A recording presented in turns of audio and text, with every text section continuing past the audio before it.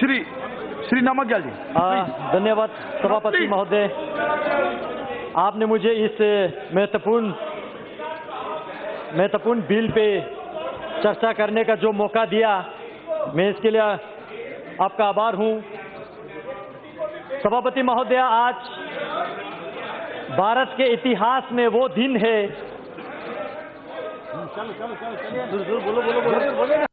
सभापति महोदय, आज भारत के इतिहास में वह दिन है जो गस्तियां पंडित जवाहरलाल नेहरू जी के लीडरशिप में कांग्रेसों ने किया, उस गस्ती का एक रेक्टिफिकेशन होने जा रहा है और हम सब इसका स्वागत करते हैं।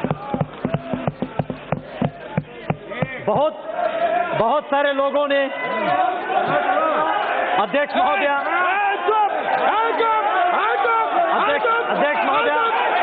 बोलने दीजिए, आप लोगों का मैंने सुना, बहुत बोला आप लोगों ने बोला, बैठिए, बोलने दीजिए, सुनने की क्षमता रखिए, सुनने की क्षमता रखिए। अध्यक्ष जी, बैठिए, आप भी बैठ जाइए, प्लीज बैठ जाइए, आप भी बैठ जाइए, बोलने दीजिए। अध्यक्ष जी, हाँ बोलिए। पूरे चर्चा को मैं अच्छी तरह से सुन रहा था और बहुत लोगों ने, मुझे खुशी हुआ, बहुत लोगों ने लद्दाख, लेह, करगिल के जिक्र किया, लेकिन मैं जानना चाहता हूं क्या वाकई वो लद्दाख जानते हैं ये लोग?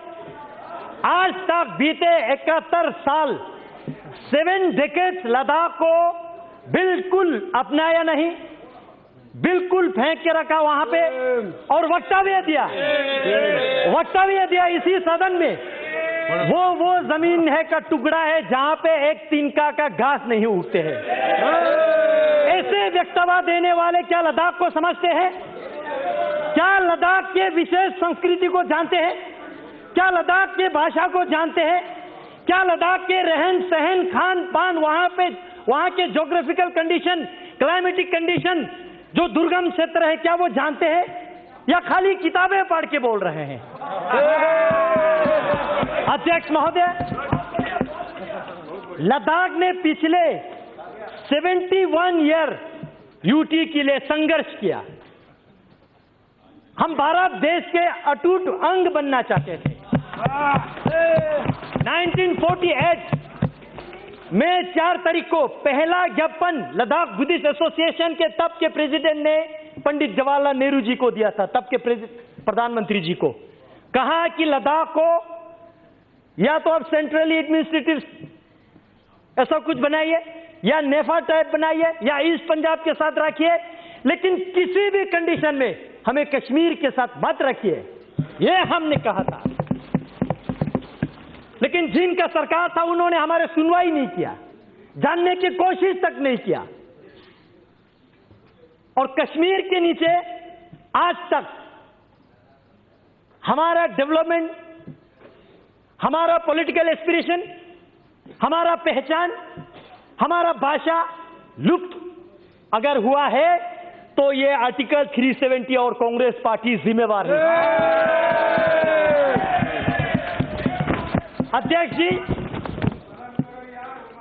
मैं डॉक्टर श्यामा प्रसाद मुखर्जी जैसे वीरों का, कुशोक बाकुला रिम्पोची जैसे महान व्यक्तियों का, थुप्स्तान सेवांग जैसे, जिन्होंने लद्दाख को यह दिशा दिया कि हमें भारत के साथ रहना है, भारत के जयकार करना है, अपने देश के लिए मत मिटने के लिए तैयार रहना है। और आज तक बहुत सारे यहां पे हिस्ट्री का रेफरेंस दे रहा था, मैं याद दिलाना चाहूंगा, चाहे 1965 के वार हो, 1971 का हो, या 1999 का हो, या 1948 के कबीले हमला का हो, इतिहास चेक करके देखिए, लद्दाखी ने हमेशा बलिदान दिया, हमेशा देश के लिए मर मिटने के लिए तैयार रहा। लेकिन दुर्भाग्य की बात है, आज यहां पे मेरे साथी कश्मीर के ऑनरेबल मेंबर पूछ रहे थे, धारा 370 हटने से क्या खोएंगे? मैं एक चीज जरूर कहना चाहूंगा, एक चीज जरूर खोएंगे वहां, 2 परिवार का रोजी रोटी खोएंगे और कुछ नहीं खोएंगे। सिर्फ 2 परिवार का रोजी रोटी खोएंगे और कश्मीर के भविष्य उज्जवल होने वाला है। सभापति महोदय कारगिल के जिक्र कर रहा था यहां पे और सदन को मिसलीड करने की कोशिश कर रहा था। मैं कारगिल से चुन के आता हूं, मैं गर्व से कहता हूं कारगिल वालों ने यूटी के लिए वोट दिया है। मैं याद दिलाना चाहता हूं सदन को, 2014 के पार्लियामेंट्री इलेक्शन में यूटी हमारे लद्दाख के टॉप मैनिफेस्टो पे था और लद्दाख वालों ने, मेजॉरिटी ने यूटी के लिए वोट दिया। 2019 के इलेक्शन में फिर हमने यूटी को इलेक्शन मैनिफेस्टो में लेके आया और हमने दोनों डिस्ट्रिक्ट में, चाहे बुद्धिस्ट का हो चाहे मुस्लिम का हो, दोनों डिस्ट्रिक्ट में, लेह का हो करगिल का हो, हर क्षेत्र में हर लोगों के दरवाजे पे जाके हमने लोगों को यूटी समझाया ये क्या है और लोगों ने बड़ी बहुमत के साथ आज तक लद्दाख में जितना भी पार्लियामेंट्री इलेक्शन हुआ है रिकॉर्ड मार्जिन के साथ ये सदन में मुझे आने का लोगों ने अवसर दिया। लोगों ने नरेंद्र मोदी जी के सरकार पे विश्वास किया, लोगों ने इस यूटी को स्वागत किया। आज करगिल की बात कर रहे हैं, क्या वो जानते हैं ये करगिल? मुझे इस सदन में कहने के कोई संकोच नहीं है।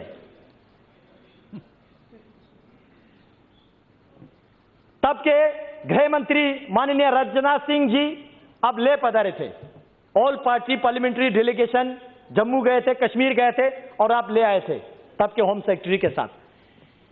पूरे लद्दाख के हर पॉलिटिकल पार्टीज के, बीजेपी, कांग्रेस, पीडीपी, एनसी लेके, मैं कश्मीर की बात नहीं कर रहा हूं, वहां अलग वातावरण है, मैं लेके बात कर रहा हूं, और साथ ही साथ हर रिलीजियस ऑर्गेनाइजेशन के, चाहे लद्दाख बुद्धिस्ट एसोसिएशन हो, अंजुमन इमामिया एसोसिएशन हो, या मोनुल इस्लाम हो, क्रिश्चियन एसोसिएशन हो, हिंदू महासभा हो, सबने एक ही आवाज में कहा कि हमें यूटी चाहिए। राजनाथ सिंह जी पूछ रहे थे और क्या चाहिए बोलो, और हमने कहा और कुछ नहीं चाहिए, सिर्फ यूटी चाहिए। हमने ये कहा था। आज अध्यक्ष जी सुनने की क्षमता रखिए, सुनने की क्षमता रखिए, अभी तो टीलर है, सुनने की क्षमता रखिए। अध्यक्ष जी, लेकिन उस वक्त एक दुर्घटना हमारे साथ घटी, आज मैं इस सदन को अवगत करना चाहूंगा। तब के ले में आपके एनसी के डिस्ट्रिक्ट प्रेसिडेंट, पीडीपी के डिस्ट्रिक्ट प्रेसिडेंट, जिन्होंने यूटी के मेमोरेंडम को साइन किया, उन लोगों को आपके कश्मीर के एनसी और पीडीपी ने वहां से प्रेस रिलीज जारी करके अपने पार्टी से बाहर निकाल दिया। आज डेमोक्रेसी की बात कर रही है लोग, लोकतंत्र की बात कर रहे हैं। क्या वो थे आपका लोकतंत्र? लोगों का आवाज बंद करना, दबे कुचाले रखना, ये आपका लोकतंत्र था क्या? अध्यक्ष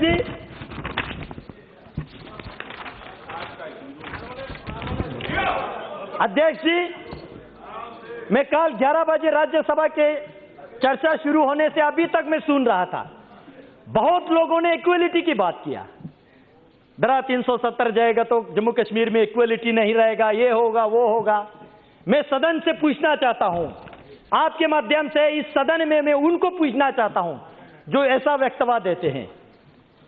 आपने जब भारत सरकार से फंड लेते समय जम्मू कश्मीर लद्दाख तीनों क्षेत्र आप फंड लेके जाते हो, जब लद्दाख में विकास करने के लिए आते हो तो पूरे लद्दाख के फंड आप कश्मीर में खा जाते हो। क्या ये आपका इक्वालिटी? क्या ये है आपका इक्वालिटी? जम्मू कश्मीर में 2 कैपिटल है, एक समर कैपिटल और एक विंटर कैपिटल। मैं पर्टिकुलरली मेंशन करके मैं आपको कह रहा हूं, दोनों वहां पे सिविल सेक्रेटरीट है। आप डेटा खोल के देखिए, उस सिविल सेक्रेटरीट में लद्दाख के कितना मुलाजिम है? क्या यह है आपका इक्वालिटी? अगर आप 1000 एम्प्लॉयज क्रिएट करते हो, जॉब क्रिएट करते हो, जम्मू वाले तो खैर लाट झगड़ के कुछ ले लेते हैं, लेकिन लद्दाख वालों को 10 नौकरियां भी आप नहीं देते। क्या यह है आपका इक्वालिटी? हसनैन मसूदी जी यूनिवर्सिटीज की बात कर रहे थे। मैं उनके साथ कांग्रेस वालों को याद दिलाना चाहता हूं। मैं कांग्रेस वालों को याद दिलाना चाहता हूं, आपने 2011 में कश्मीर में आपने एक सेंट्रल यूनिवर्सिटी दिया, जम्मू में एक सेंट्रल यूनिवर्सिटी दिया। जम्मू वालों ने लाट झगड़ के दिया नहीं, लाट झगड़ के लिया। लेकिन उस वक्त मैं स्टूडेंट यूनियन का लीडर था। हमने जम्मू में जितने पढ़ाई करने वाले स्टूडेंट को रोड पे लाके इनके खिलाफ काले पट्टी बांध के हमने सेंट्रल यूनिवर्सिटी का मांग किया। लद्दाख में एक भी हायर एजुकेशन के इंस्टीट्यूशन इन्होंने नहीं दिया। क्या यह है आपका इक्वालिटी? यह है आपका इक्वालिटी? हाल ही में यूनिवर्सिटी दिया तो नरेंद्र मोदी जी ने दिया।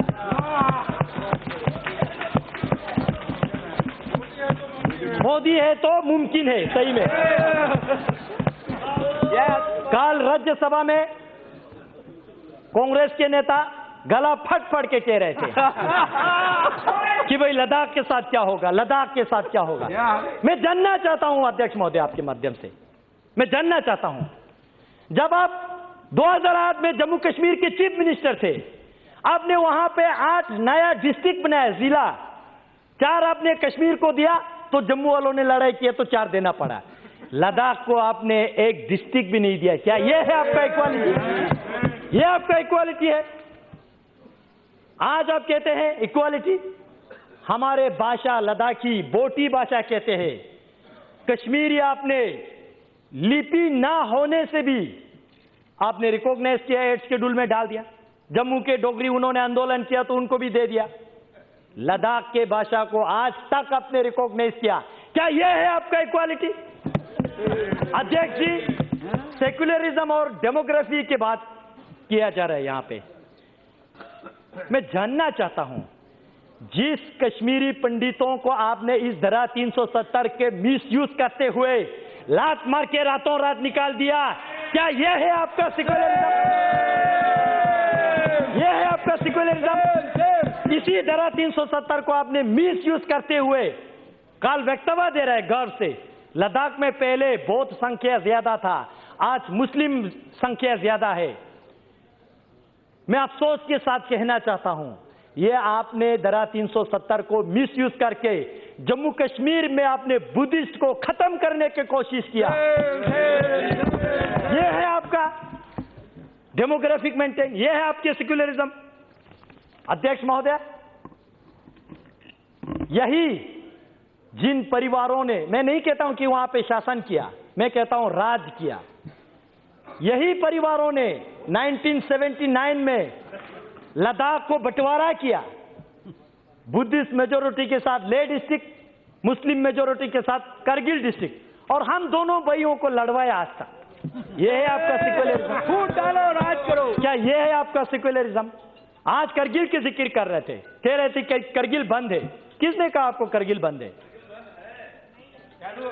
जानने की कोशिश कीजिए। मैं हूं लद्दाख से, मैं चुन के आ रहा हूं, आप नहीं आ रहे लद्दाख से।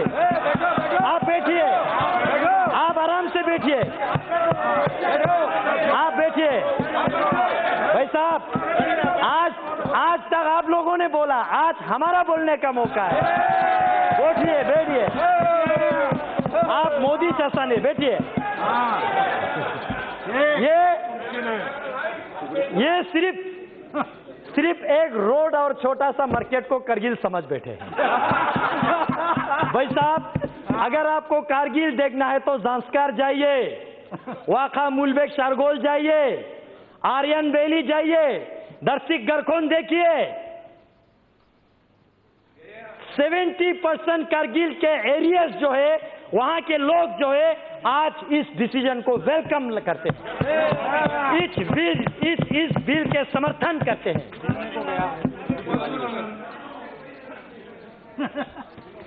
अध्यक्ष जी,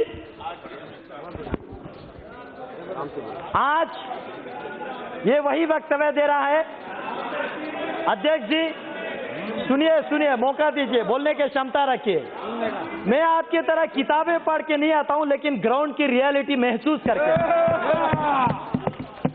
अध्यक्ष जी, कारगिल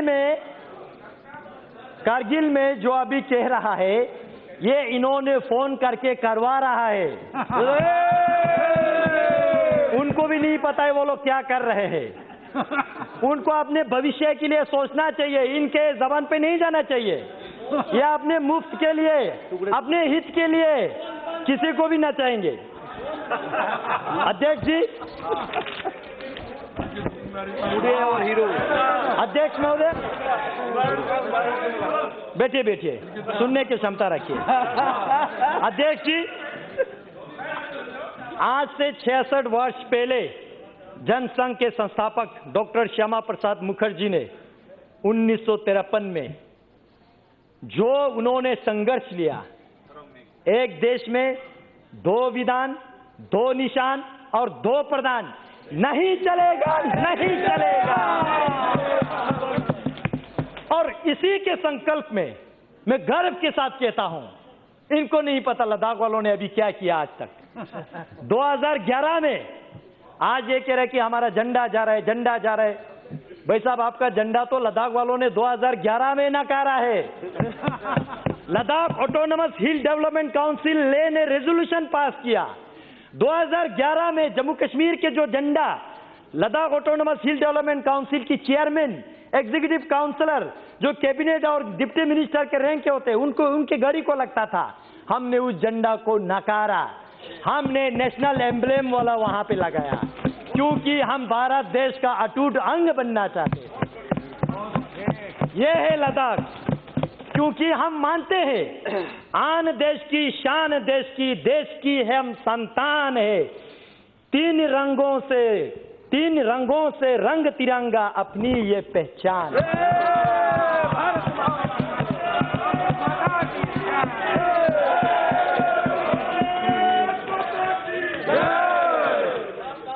अध्यक्ष जी,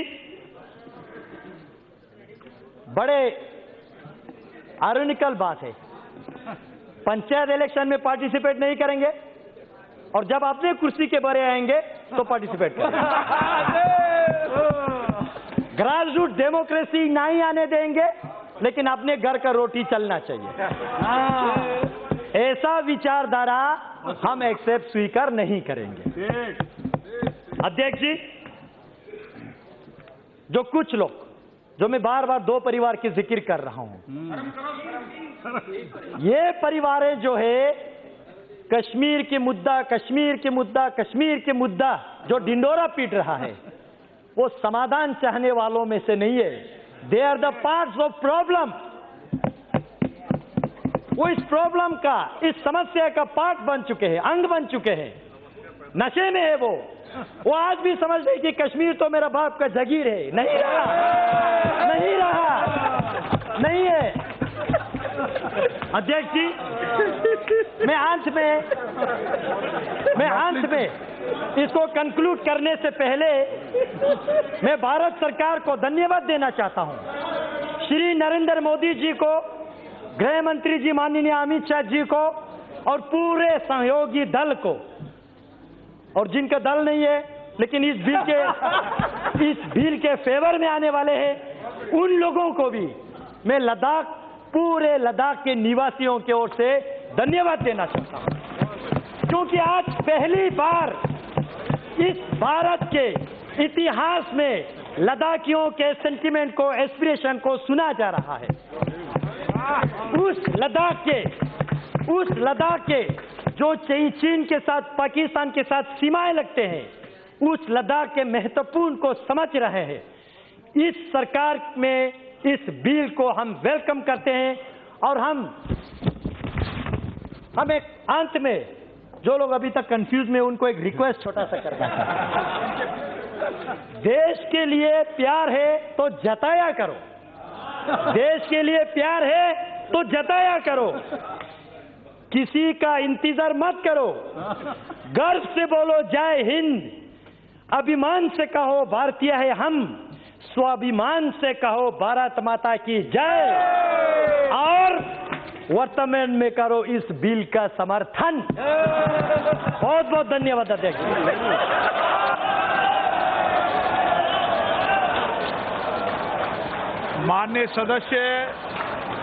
माननीय सदस्य बहुत लंबी लोकसभा क्षेत्र से आते हैं और मैं देखता हूं सदन में हमेशा सार्वगर्भित बात कहते हैं माननीय सदस्य।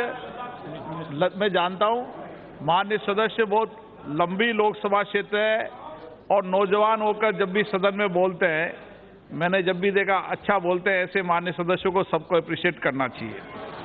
श्री